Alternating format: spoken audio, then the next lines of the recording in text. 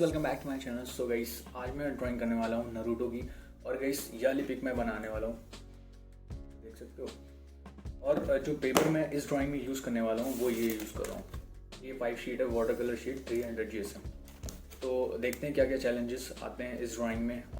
Guys, जो मैं colour use करने वाला हूँ वो पेंसिल कलर और स्केच कलर यूज़ करूँगा। तो देखते हैं किस तरह का रिज़ल्ट आता है। और इस पेपर पे मैं पहली बार इस तरह की कुछ ड्राइंग बना रहा हूँ। तो देखते हैं क्या रहता है, क्या रिजल्ट आते हैं। तो चलो गाइस, अब जल्दी से वीडियो को स्टार्ट करते हैं एंड देखते हैं।